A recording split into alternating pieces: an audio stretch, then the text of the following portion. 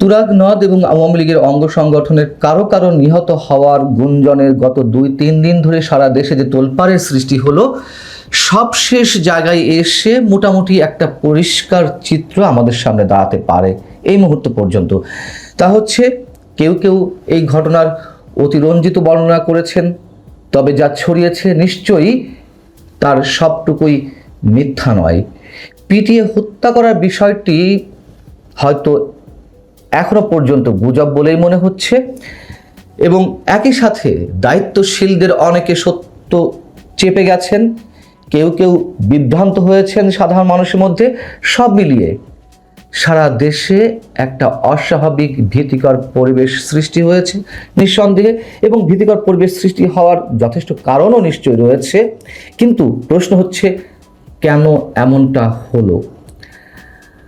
আওয়ামী লীগের প্রতিষ্ঠা বার্ষিকীর আগের দিন 22শে জুন নৌকায় করে তুরাগ নদীতে পাড়ের কোনো এক জায়গায় সংঘবদ্ধ হয়ে মিছিল করবেন দলীয় নেতাকর্মীরা।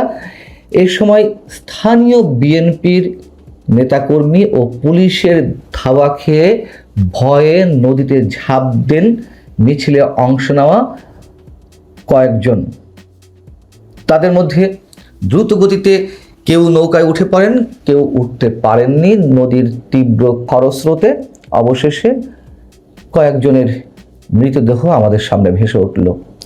আলো ঘটনার কোনো উপসংহার না টানলেও গত 3 দিনে যে 3 জনের লাশ উদ্ধার করা হয়েছে সেটি বলেছে, এবং এর সাথে সংশ্লিষ্টদের কয়েকজনের বক্তব্য তুলে ধরা হয়েছে। এভাবে বলা হয়েছে এখানে যে 24 ও 25শে জুন মোহাম্মদ সুমন সহ মোট 3 জনের লাশ আরিফ হাসান রাকিব ও রাজধানীর মণিপুর মোল্লাপাড়ার রনি মোল্লা। এর মধ্যে দেশ রূপান্তরে যার নাম আসেনি তিনি হচ্ছেন মণিপুর মোল্লাপাড়ার রনি মোল্লা। যদিও এটিকে জানা গেছে যে তিনি কোনো ধরনের রাজনীতির সঙ্গে জড়িত নন। আর সুমন এবং আরিফ দুজনেই ছাত্রলীগ এবং যুবলীগের সঙ্গে জড়িত এরকমটি জানা গেছে। আর আশুলিয়া থানার ওসি মোহাম্মদ তারিকুল ইসলাম যে বক্তব্য দিয়েছেন, তিনি এর আগেও দিয়েছেন, টাইমস অফ বাংলার একটি রিপোর্টিংয়ে উঠে এসে তার বক্তব্য।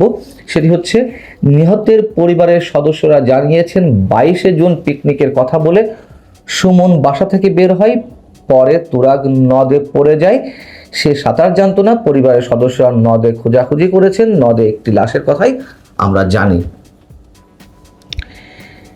এই যে দেশ রূপান্তর এবং প্রথম আলো সহ টাইমস অফ বাংলা তাদের যেই বক্তব্য এবং আশুলিয়া থানার ভারপ্রাপ্ত কর্মকর্তা তারিকুল ইসলামের যেই বক্তব্য, সব মিলিয়ে আমাদের সামনে কি প্রকাশ পেল?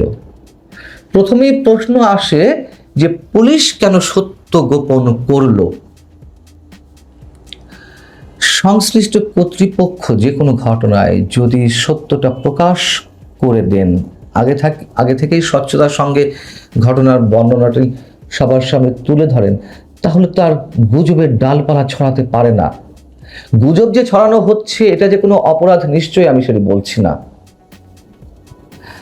প্রথমত, কোনো গণমাধ্যমে এই ঘটনার বিষয়ে তেমন কিছু আমাদের সামনে তুলে আনেনি।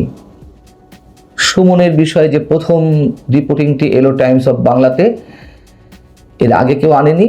এবং কেন আনেনি সেটি একটি প্রশ্ন।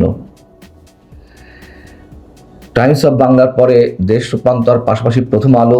এবং যদি প্রশ্ন করি, সোশ্যাল মিডিয়াতে গুজব আকারে ছড়াক আর যে আকারেই ছড়াক, যদি এইভাবে তোলপাড় না হতো তাহলে কি এই গণমাধ্যমগুলোতে এটুকু উঠে আসতো? যেমন পরপর 2 দিনে প্রথমে ফরিদপুরে পুলিশি হেফাজতে ছাত্রলীগ কর্মীর নিহত হওয়ার বিষয় বা মৃত্যুর ঘটনা, তারপরের দিনই আটকের একদিন পরেই কারা হেফাজতে চট্টগ্রামে যুবলীগে এক কর্মীর মৃত্যু। এই বিষয়গুলো সম্ভবত সোশ্যাল মিডিয়ায় উঠে না এলে গণমাধ্যমেও এত গুরুত্বের সঙ্গে খবরটি উঠে আসতো না। খবরগুলো আমরা সাম্প্রতিক সময়ে তেমনটি দেখছি, এবং যেগুলো প্রথমে সোশ্যাল মিডিয়ায় বেশ তোলপাড় সৃষ্টি করে, পরবর্তীতে গণমাধ্যমে আসে, এবং তারপরে নানান ধরনের ঘটনা তো আমরা ঘটতেই দেখি। এটা সত্য কথা নিশ্চয়ই অস্বীকার করার কোনো উপায় নেই যে সোশ্যাল মিডিয়াতে যে পরিমাণ ডিসইনফরমেশন, মিসইনফরমেশনের ছড়াছড়ি, পাশাপাশি এটাও তো সত্য যে অনেক সত্য আগে সেখান থেকেই বেরিয়ে আসে।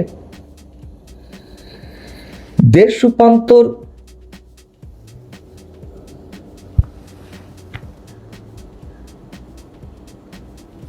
আমরা দেখলাম যে যখন সারা দেশে একটা তোলপাড় সৃষ্টি হলো গুজবকে কেন্দ্র করে, কিংবা অতিরঞ্জিত খবরকে কেন্দ্র করে, কিংবা আমরা দেখলাম যে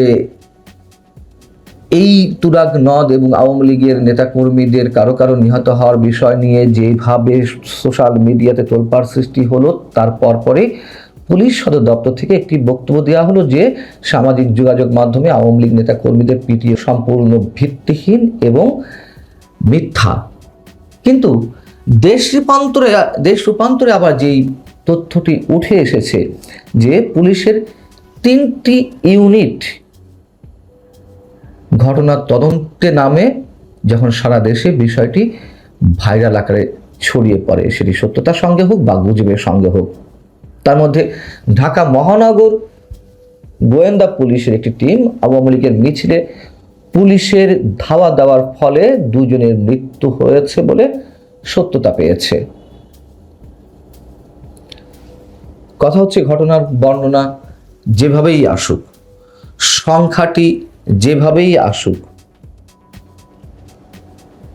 নিহত তো হয়েছেন 2 জন, এতে তো কোনো ভুল নেই, এবং মিছিলকে কেন্দ্র করেই এই ঘটনাগুলো ঘটেছে। এই 2 জনের পরিবারের কেউ কি পুলিশের কাছে দাবি করেছিল, অর্থাৎ সুমন এবং আরিফের পরিবারের কেউ, যে তারা পিকনিকে গিয়েছিল?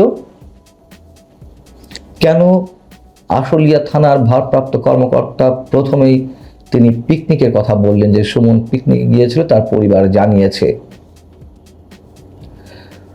পুলিশ ধাওয়া দিয়েছে কি দেয়নি, যেটি ঢাকা মহানগর গোয়েন্দা পুলিশের তদন্তে উঠে এসেছে, পাশাপাশি দেশ রূপান্তর উল্লেখ করা হয়েছে। সেই বিষয়টি আর কেউ জানুক আর না জানুক, আশুলিয়া থানা পুলিশ তো জানতো। সেটি কেন সেই থানার ভারপ্রাপ্ত কর্মকর্তা একেবারে লুকিয়ে গেলেন?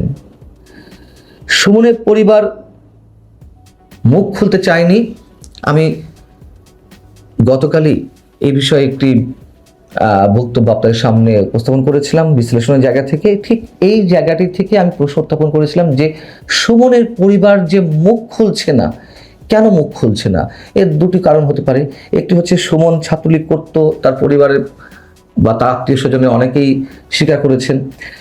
মুখ খুলতে গেলেই অনেক বিষয় চলে আসবে, ভয়ে মুখ খোলেনি যে সেটি আওয়ামী পরিবার, অথবা তাদেরকে কেউ ভয় দিয়ে মুখ বন্ধ করে রেখে দিয়েছে যাতে কোনো প্রকার কোনো কথা তারা না বলে। এই 2টির একটি তো।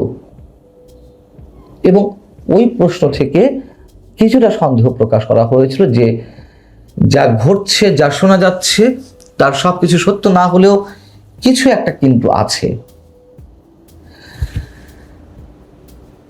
তবে আমার কাছে এখনো পর্যন্ত ঘটনার সম্পূর্ণ চিত্রটা, যেটি প্রথমেই আপনাদের সামনে উপস্থাপন করলাম, এটি নাও হতে পারে। এর বাইরে আরো অনেক কিছু থাকতে পারে।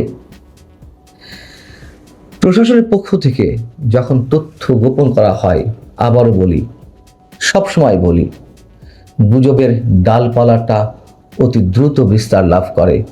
এবং এটি তো সেই দেশ যে দেশে চাঁদে সাইদির ছবি দেখা যাচ্ছে, মুখ দেখা যাচ্ছে, এমন গুজবকে কেন্দ্র করে সারা দেশে 5 দিনে পুলিশের সঙ্গে সংঘর্ষে 67 জনের মৃত্যুর ঘটনা ঘটে।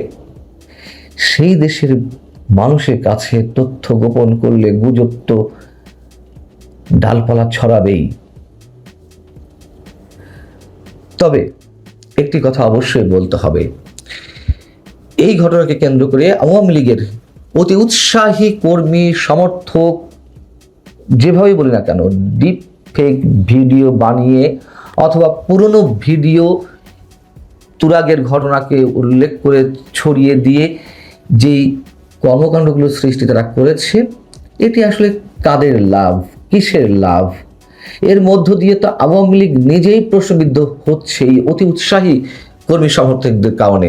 আওয়ামী লীগের মধ্যে যেমন অতি উৎসাহী কর্মী সমর্থক রয়েছে যারা শেখ হাসিনার চেয়েও বড় আওয়ামী লীগ নিজেদের মনে করে, ঠিক একইভাবে বিএনপির মধ্যেও এমন কিছু কিছু অতি উৎসাহী কর্মী সমর্থক রয়েছেন যারা তারেক রহমানের চেয়েও বড় বিএনপি বলে মনে করে নিজেদেরকে।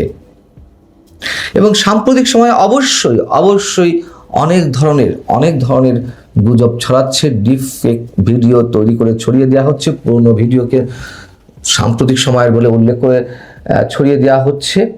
এতে করে যারা এগুলো করছেন আসলে লাভটা তাদের কিছুই হচ্ছে না, বরং আমরা তো মনে করি অবশ্যই আওয়ামী লীগ নেতাকর্মীরা নির্যাতিত হচ্ছেন, কিন্তু এই যে প্রকৃতভাবে নির্যাতনের শিকার হচ্ছেন, এইগুলো একসময় মানুষের কাছে হালকা হয়ে আসবে। যেই ঘটনার গুরুত্ব থাকবে, যে ঘটনার সত্য থাকবে, মানুষ হয়তো প্রথমে ধরে নেবে যে আসলেই কি এগুলো সত্য, আসলেই কি ভুয়া এগুলো ছড়ানো হচ্ছে। এই ইনফরমেশন টেকনোলজির যুগে যেমন গুজব